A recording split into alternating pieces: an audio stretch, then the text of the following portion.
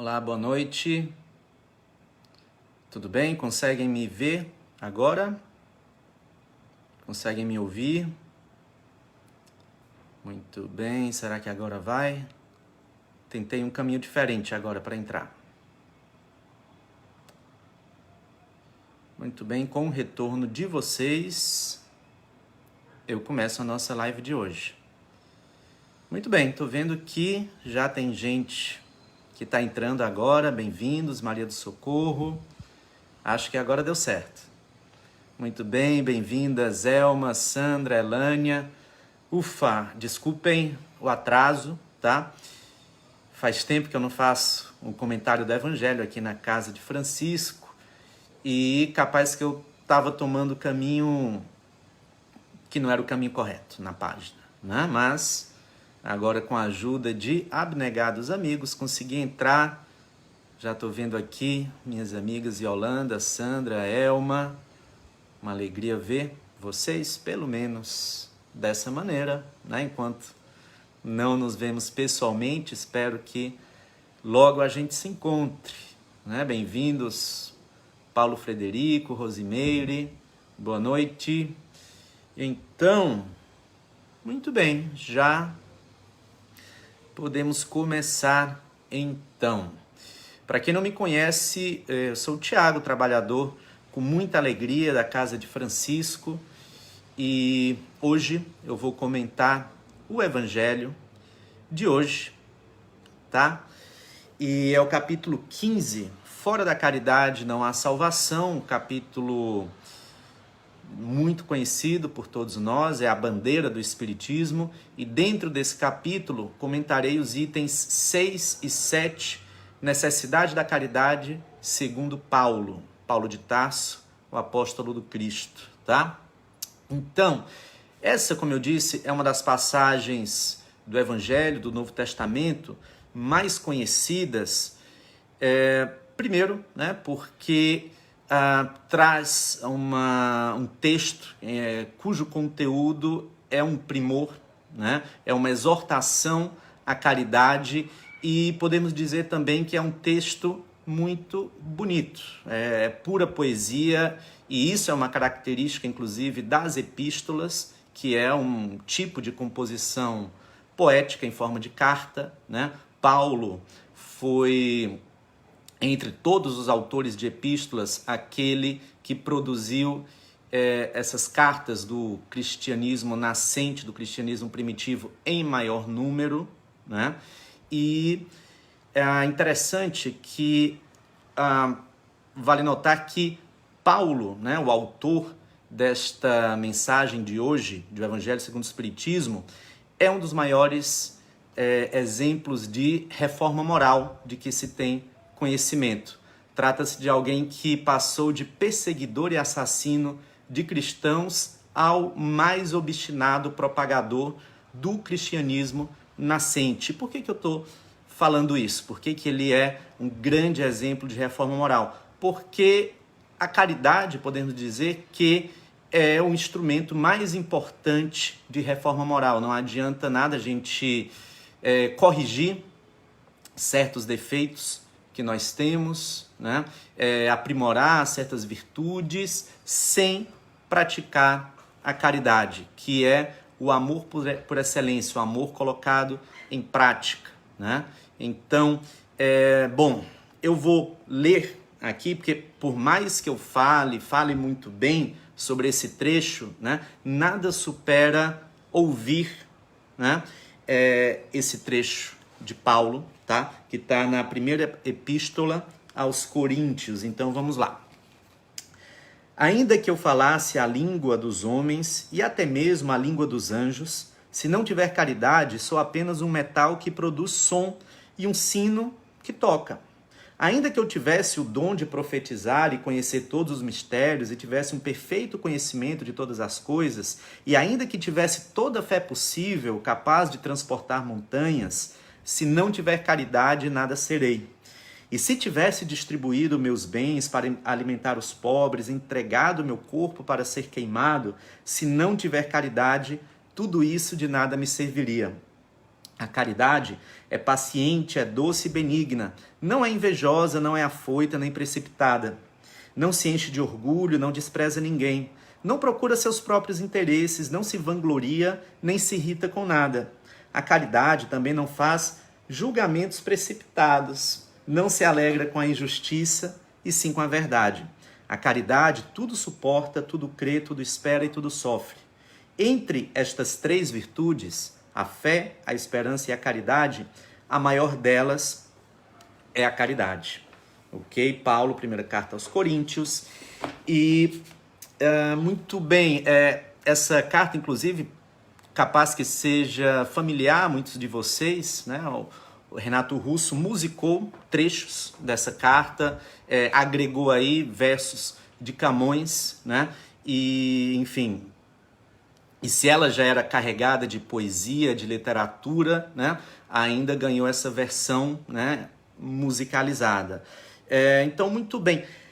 Eu gostaria de destacar aqui um ponto, né? Um aspecto formal desse trecho. Vocês devem perceber que algumas traduções trazem não a palavra caridade, mas a palavra amor, né? Já de cara podemos dizer que, em essência, isso não muda o ensinamento, né, do apóstolo Paulo, mas é algo que sobre o qual a gente pode refletir a respeito, né? No grego, que foi a língua em que originalmente foi escrito essa carta, né, se utilizou a palavra ágape, que é uma das 4 palavras possíveis para amor, né? Ágape seria o amor mais sublime, mais elevado, aquele que é mais próximo a Deus, né? Já no latim, a palavra escolhida, né, para expressar esse sentimento foi caritas, né, que morfologicamente a gente percebe aí que existe uma proximidade com caridade. Na literatura espírita, na codificação, nós vemos a escolha por caridade, que eu considero apropriada, podemos dizer assim, porque sim, podemos dizer que a caridade está mais próxima desse amor mais sublime, mais elevado, né, que estava nos escritos originais de Paulo, né, porque a caridade, diferentemente do amor, não tem aquela carga, digamos, contemplativa, né, enfim, de um sentimento que não é posto em ação, não. A caridade, como eu já falei, né, seria o amor ainda mais elevado, porque posto em prática em benefício do próximo, né? Então, a gente pode comentar dessa maneira e aceitar, sim, que, claro, o amor pode trazer uma cadência poética, enfim, tal, mas caridade, né, diferentemente também do que da acepção que o senso comum faz de caridade, principalmente fora dos círculos espíritas, a caridade é muito mais ampla do que se supõe, né? A caridade não se resume a entrega de bens materiais, né? Mas é muito maior que isso, né? E Paulo, aqui nesta carta, né, nos traz um roteiro muito seguro do que é e de como deve ser praticada a caridade. Eu vou destacar alguns trechos, né, dessa carta e aí a gente pode comentar e entender melhor. Muito bem. Quando ele diz o seguinte: e quando houvesse distribuído os meus bens para alimentar os pobres e houvesse entregado meu corpo para ser queimado, se não tivesse caridade, tudo isso de nada me serviria. O que é que a gente pode deduzir, né, dessa passagem e do que vem depois também? Que não é apenas a ação que importa, mas o sentimento que se emprega na ação. Ou seja, a caridade genuína não se trata apenas do que você faz, mas como você faz, o que nos remete, inclusive, a uma frase atribuída à Madre Teresa de Calcutá, que diz o seguinte: não é o que você faz que importa, mas o quanto de amor que você coloca no que faz, né? Então, no momento que a gente faz a caridade, né, tem de ser com todo o amor possível, que esteja em nosso coração, se preocupando com a susceptibilidade do ajudado, ou seja, em não humilhá-lo, a gente não se vangloriar disso, em nós também não cobrarmos gratidão daquele que recebe, né? Se nós, pelo contrário, nos aborrecemos, se recebemos de volta a ingratidão, certamente é um indício, é um sinal, né, que aquele ato que a gente praticou não se tratou de caridade genuína.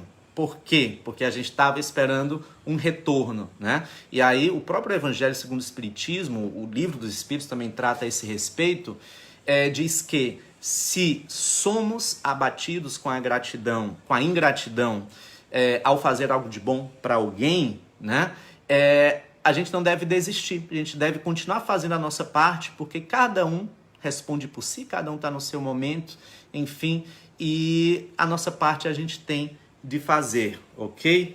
Então, muito bem. E aí, mais adiante, as palavras de Paulo endossam, né, exatamente o que eu disse agora, quando Paulo diz: a caridade é branda e benfazeja, não se enche de orgulho, não é desdenhosa. A caridade não suspeita mal. Olha que interessante. A gente não pode colocar em dúvida a sinceridade ou a necessidade do ajudado, né? Quantas vezes deixamos de ajudar porque achamos que fulano não merece, né? Fulano não é sincero em suas necessidades, enfim, né? Mas, segundo esse roteiro que Paulo nos traça, isso não nos cabe a nós julgar. A gente faz a nossa parte desinteressadamente, né?